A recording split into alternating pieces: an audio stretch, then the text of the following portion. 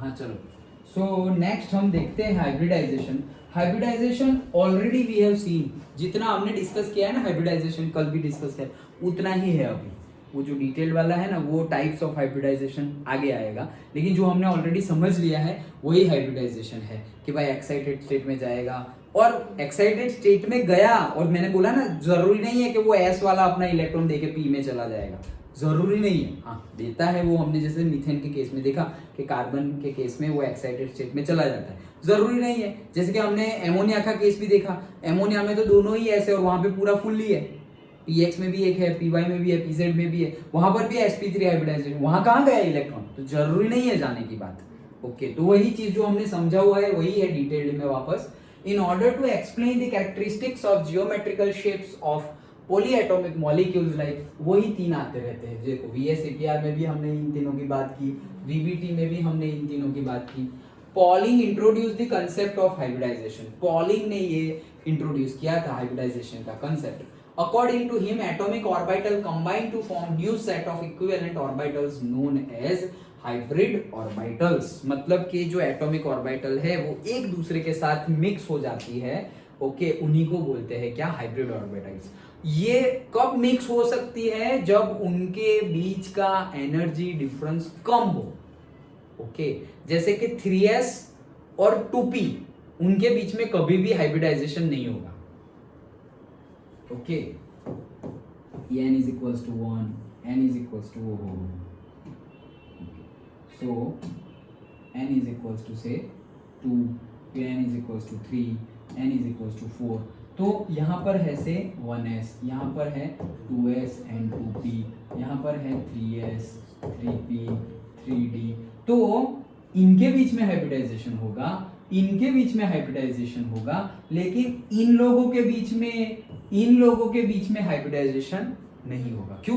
अरे हमें पता है ये n is equals to 1, n is equals to 2 की एनर्जी उससे भी ज्यादा है, n is equals to 3 की एनर्जी उससे भी ज्यादा है, तो इतनी ज्यादा एनर्जी डिफरेंस होगी, वहां पे हाइब्रिडाइजेशन होने वाला नहीं है। हाइब्रिडाइजेशन होगा जब ऑर्बिटल्स के बीच में एनर्जी डिफरेंस कम हो, ओके। हमारे घर पे अगर कुछ कम ज्यादा है तो हम कहाँ मांगने जाएंगे, पड़ोसी के पास ही जाएंगे ना, दूसरी सोसाइटी में थोड़ी जाएंगे कि थोड़ा ये दे दो, ओके। तो नजदीक में ही जाएंगे जहाँ एनर्जी डिफरेंस, जहाँ डिस्टेंस कम हो, तो यहाँ पे एनर्जी डिफरेंस कम हो वहीं पे, ओके। तो ये तो हो गई पहली बात। अच्छा चलो, हाँ, सो हाइब्रिड ऑर्बिटल्स ये है। Unlike pure orbitals, the hybrid orbitals are used in bond formation.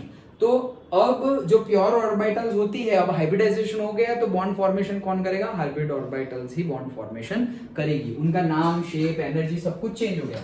This phenomenon is known as the hybridization, which can be defined as the process of intermixing of the orbitals slightly different energies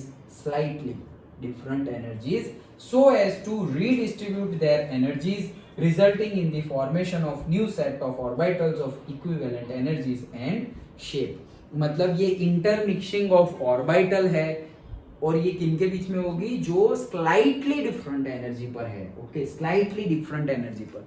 so intermixing of orbitals which are slightly at different energies to form the new orbitals of equivalent energy and equivalent shape. सबका नाम, सबका shape, सबकी energy सब कुछ same हो जाएगा hybridisation के बाद। Done, okay. हाँ चलो, for example when 1 2s and 3 2p orbitals of carbon hybridize, there is formation of 4 new sp3 hybrid orbitals। ये तो हमने देख लिया ना ऑलरेडी, क्या कि अगर एक s और 3p, एक s और 3p के बीच में हाइब्रिडाइजेशन हुआ, इंटरमिक्सिंग हुआ, तो टोटल कितनी हाइब्रिडाइज ऑर्बिटल्स मिलेगी, 4, क्योंकि ये 3 और एक 4, ओके, ये एक और ये 3, 4 मिक्सिंग होगी तो मिलेगी भी कितनी, 4 न्यू हाइब्रिडाइज्ड ऑर्बिटल्स,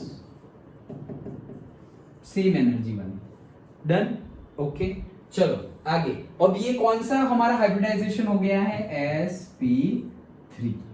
डन, और कौन सा हो सकता है, sp2, और sp डन।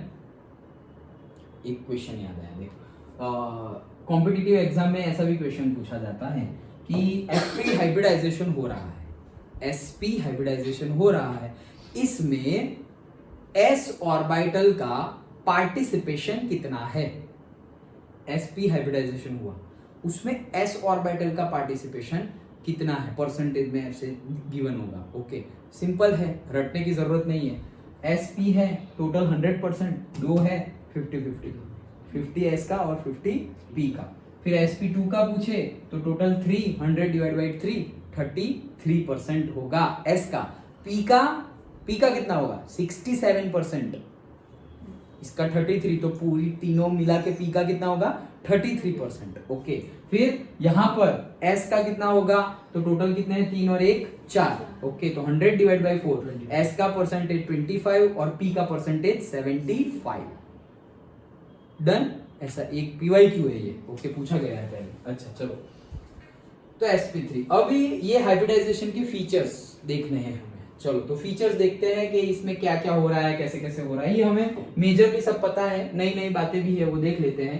पहला, the number of hybrid orbitals कितनी होगी, अभी तो बोला जितनी पार्टिसिपेट कर रहे हैं उतनी होगी। So number of hybrid orbitals is equal to the number of atomic orbitals that get hybridized. तो सपोज एक s और 3 p, तो टोटल कितनी मिलेगी, नहीं 4। एक s और एक ही p, तो फिर 2 मिलेगी, नहीं।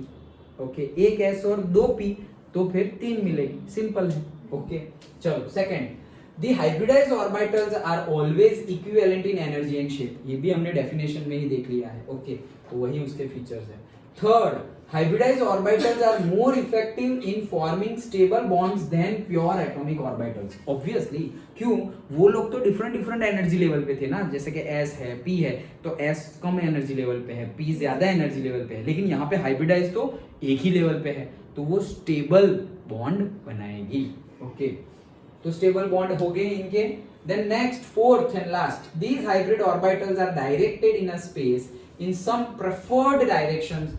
ये भी हमने VSEPR में देख लिया है कि ये हाइब्रिडाइज्ड ऑर्बिटल्स एक दूसरे से ऐसे अरेंज हो जाएगी स्पेस में जिससे कि उनके बीच का रिपल्जन मिनिमम हो और डिस्टेंस मैक्सिमम हो। Yes okay, so minimum repulsion between the electron pairs and thus a stable arrangement, therefore the type of hybridization indicates the geometry of the molecules। तो जो चीज पता थी वही सब चीजें हैं। ओके चलो, and next, important conditions for hybridization. Hybridization की इंपॉर्टेंट कंडीशन कौन सी है, ये भी पूछा जाता है 2 मार्क्स में क्वेश्चन। ओके तो फिर ये पूछा है और तुम उसमें फीचर्स लिख के आ गए तो वो नहीं देंगे मार्क्स। ओके पूछा ये है और तुम पूरा का पूरा वो 4 पॉइंट लिख के आ गए, हाइब्रिडाइजेशन क्या है वो सब कुछ लिख के आ गए, लेकिन ये 4 पॉइंट नहीं लिखे, फिर हम सोचेंगे सर एक पेज भर के लिखा फिर भी मार्क नहीं मिले। क्यों, जो पूछा था वो नहीं लिखा, इसलिए। ओके सो क्या है इंपॉर्टेंट कंडीशंस, क्या है हाइब्रिडाइजेशन कब होगा, इंपॉर्टेंट कंडीशन क्या है, इंपॉर्टेंट है। देखो, the orbitals present in the valence shell of the atom are hybridized, मतलब कि वैलेंस शेल का ही हाइब्रिडाइजेशन होगा, यहाँ पर कोई हाइब्रिडाइजेशन होगा नहीं। ये लोग जो है ना, ये लोग उनके बीच में ही हाइब्रिडाइजेशन होगा, ये लोग हाइब्रिडाइजेशन नहीं करेंगे, 2s और 2p नहीं करेंगे जब 3s 3p बाहर है।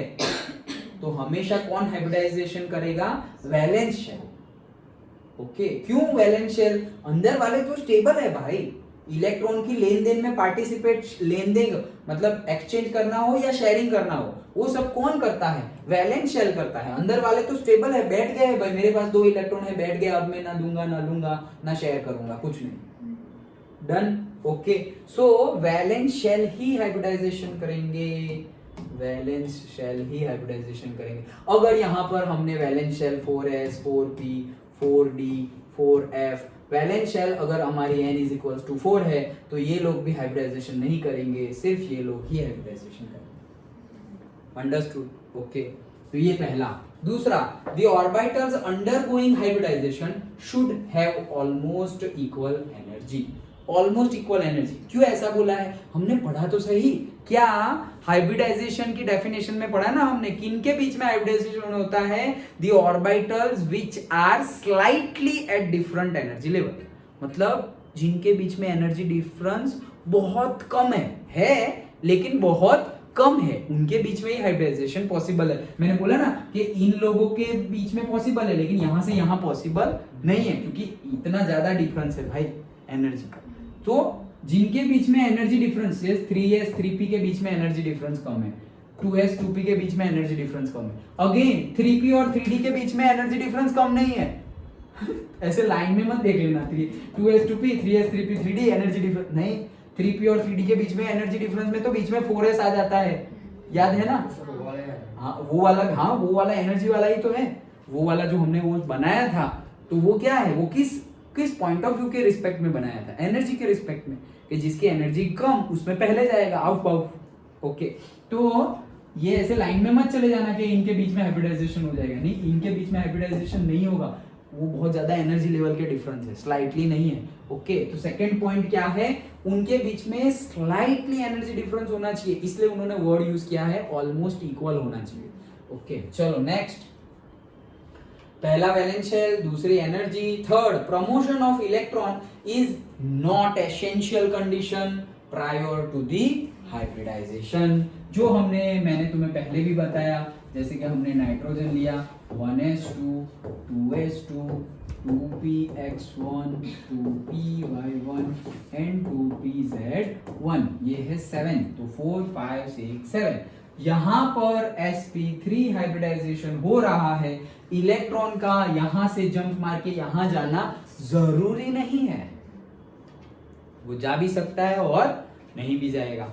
Okay, depending upon the condition, जरूरी नहीं है जैसे हमने कार्बन का केस लिया 1s2 2s2 2px1 2py1 2pz0 और फिर एक्साइटेड स्टेट में हमने बोला 1s2, ये एक इलेक्ट्रॉन जंप मार के वहां चला गया 2s1 2px1 2py1 and 2pz1।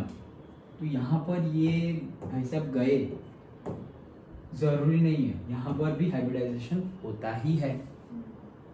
Done. तो थर्ड पॉइंट हम क्या बोल रहे हैं कि ये इलेक्ट्रॉन का जंप करना नॉट नेसेसरी, वो कोई रिक्वायरमेंट कंडीशन नहीं है। ओके, कि ऐसा होना ही चाहिए, नहीं भी होगा। ओके, नेक्स्ट, इसलिए जंप करना मतलब उसको क्या वर्डिंग यूज किया गया है, प्रमोशन। ओके, मतलब s ऑर्बिटल से p ऑर्बिटल में प्रमोशन हो गया ना भाई, हायर एनर्जी लेवल पे चला गया, थोड़ा तो थोड़ा, लेकिन हायर एनर्जी लेवल तो है थोड़ी तो। ओके, तो वो प्रमोशन नेसेसरी नहीं है। And last, it is not necessary that only half filled orbitals participate in the hybridization। ये भी जरूरी नहीं है कि जहां जहां एक, जैसे कि यहां पर ही देखो, ये तो फुल्ली फिल्ड है, ये S तो फुल्ली फिल्ड है, तो कहां उसने पार्टिसिपेट, वो कहां वो नहीं कर रही है, वो तो पार्टिसिपेट कर रही है, वो भी मिक्सिंग कर रही है P के साथ, ये तो फुल्ली फिल्ड है, दो तो हो गए हैं, तो वो भी नेसेसरी नहीं है। It is not necessary that only half filled orbitals participate in the hybridization. In some cases, even filled orbitals of valence shell take part in the hybridization. Done. Simple है, पहला वैलेंस शेल का case, दूसरा energy का case, तीसरा promotion of electron का case, and last वाला half filled और fully filled का केस, कि हाफ फील्ड ही हाइब्रिडाइजेशन में पार्टिसिपेट करेगी ऑर्बिटल्स, ऐसा नेसेसरी नहीं है। अंडरस्टूड। तो ये हमारा हाइब्रिडाइजेशन था, उसके सेलिएंट फीचर्स थे एंड हमारी इंपॉर्टेंट कंडीशंस थी फॉर हाइब्रिडाइजेशन। कब what are the necessary conditions for hybridization, ऐसा पूछा तो सिर्फ इतना लिख दो, मार्क्स मिल जाएंगे। Done. Okay, what are the features of hybridization, तो उसमें तुम ये लिख दोगे ना तो मार्क्स मिल सकते हैं, लेकिन कंडीशन में तुमने फीचर्स लिख दिए ना तो मार्क्स मिलने वाले नहीं है। डन। ओके, सो पढ़ना टॉपिक वाइज के कौन सा पढ़ रहे हैं, क्या पॉइंट है। फीचर्स में तो हमें जो पता है वही लिखा हुआ है सब, कि भाई कितनी ऑर्बिटल्स बनेगी हाइब्रिडाइज, तो भाई जितनी इंटरमिक्सिंग होगी उतनी ही बनेगी। ओके, एनर्जी लेवल कैसा होगा, भाई सेम एनर्जी लेवल होगा और सेम शेप होगा बनने के बाद। तो जो बात पता थी वही सब बातें फीचर्स में लिखी हुई है। डन। ओके, सो नेक्स्ट है हमारा types of hybridization, that we will see tomorrow, कल देखते हैं।